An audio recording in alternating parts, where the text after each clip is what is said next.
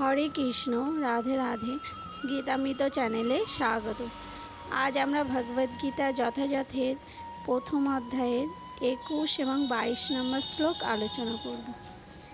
21 এবং 22 নম্বর শ্লোকের বাংলা অনুবাদ একসাথেই দেওয়া আছে। তো চলুন শুরু করা যাক। শ্লোক নাম্বার 21। সেনায়োরুভয়োর মধ্যে রথং স্থাপয় মে অচ্যুত যাবদেতান্নিরীক্ষে অহং যোদ্ধু কামানবস্থিতান। শ্লোক নম্বর 22। কৈর্ময়া সহ যোদ্ধ ব্যামস্মিন রণসমুদ্যমে। শ্লোক নম্বর 21। সেনায়োরুভয়োর মধ্যে রথং স্থাপয় মে অচ্যুত যাবদেতান্নিরীক্ষে অহং যোদ্ধু কামানবস্থিতান। কৈর্ময়া সহ যোদ্ধ ব্যামস্মিন রণসমুদ্যমে। শ্লোক নম্বর 21 এবং 22 এর বাংলা অনুবাদ। অর্জুন বললেন, হে অচ্যুত। অর্জুন কাকে বলছেন? ভগবান শ্রীকৃষ্ণকে অচ্যুত বলে সম্বোধন করছে। বলছেন, হে অচ্যুত, তুমি উভয় পক্ষের সৈন্যদের মাঝখানে আমার রথ স্থাপন করো, যাতে আমি দেখতে পারি যুদ্ধ করার অভিলাষী হয়ে কারা এখানে এসেছে এবং এই মহাসংগ্রামে আমাকে কাদের সঙ্গে যুদ্ধ করতে হবে। অর্জুন ভগবান শ্রীকৃষ্ণকে বলছেন, যেহেতু ভগবান শ্রীকৃষ্ণ অর্জুনের রথের সারথি হয়েছে, তাই অর্জুন ভগবান শ্রীকৃষ্ণকে বলছে যে আমার রথটা দুই পক্ষের সেনা দলের মাঝখানে নিয়ে গিয়ে দাঁড় করাও, যাতে আমি দেখতে পারি যে আমাকে কাদের সঙ্গে যুদ্ধ করতে হবে। যদিও শ্রীকৃষ্ণ হচ্ছেন পরমেশ্বর ভগবান, তবুও তিনি অহেতুক কৃপাবশে তার প্রিয় সখা অর্জুনের রথের সারথি হয়ে তার সেবা করেছেন।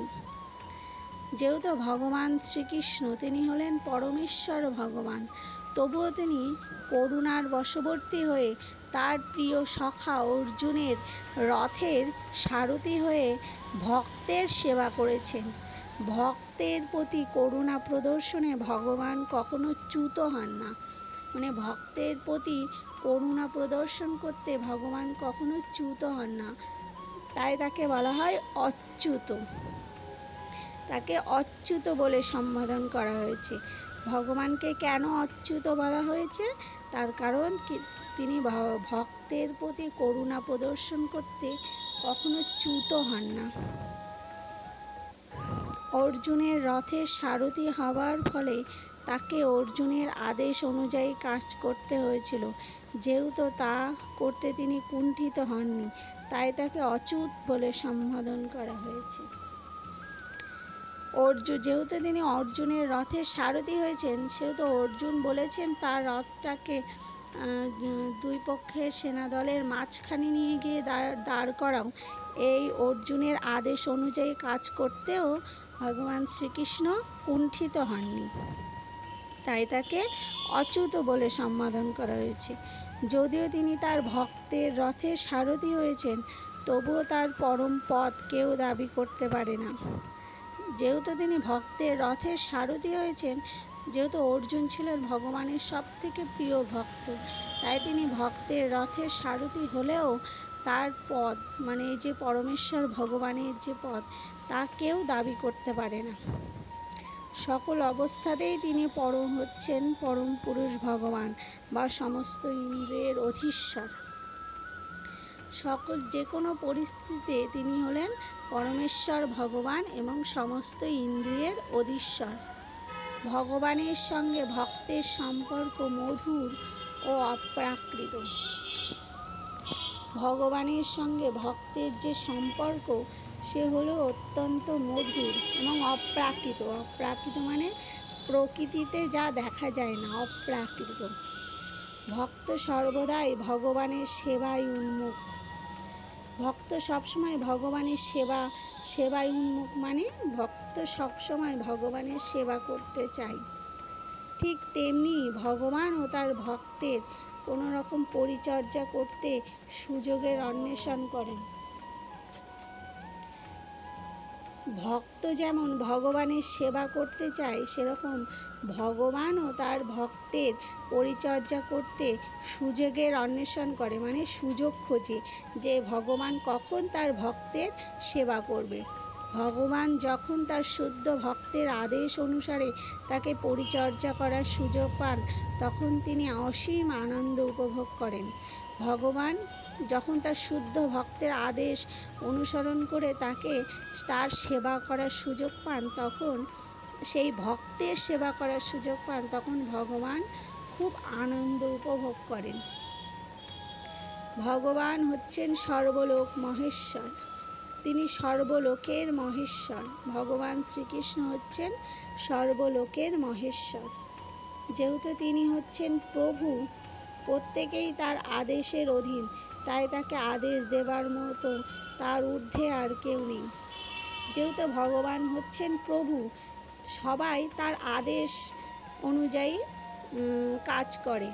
তাকে আদেশ দেওয়ার, ভগবানকে আদেশ দেওয়ার মতো কেউ নেই। কিন্তু কোনো ভক্ত যদি ভগবানকে আদেশ দেন, তখন ভগবান খুব খুশি হন, খুব আনন্দ উপভোগ করেন। কিন্তু যখন তিনি দেখেন যে কোনো শুদ্ধ ভক্ত তাকে আদেশ করছেন, তখন তিনি দিব্য আনন্দ লাভ করেন। যদিও সকল অবস্থাতেই তিনি হচ্ছেন অভ্রান্ত প্রভু। ভগবান হচ্ছেন অভ্রান্ত, কোনো ভ্রান্ত না, ভ্রান্ত মনোভাব না, তিনি হলো অভ্রান্ত প্রভু সকল অবস্থাতেই। তাই কোনো ভক্ত যদি তাকে আদেশ করেন, তিনি খুবই আনন্দ পান। ভগবান হচ্ছে ভক্তের দাস।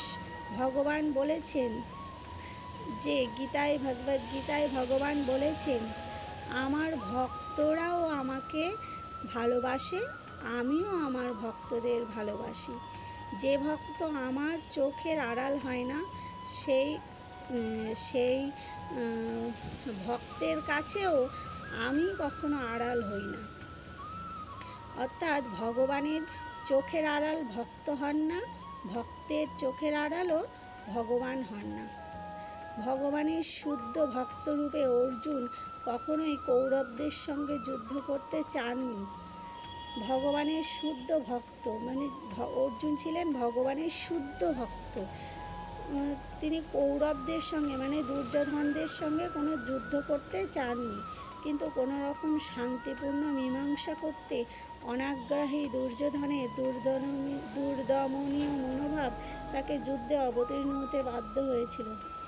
অর্জুন কৌরবদের সঙ্গে, মানে দুর্যোধনদের সঙ্গে যুদ্ধ করতে চাননি, কিন্তু দুর্যোধনরা কোনো শান্তিপূর্ণ মীমাংসা করতে আগ্রহী ছিল না।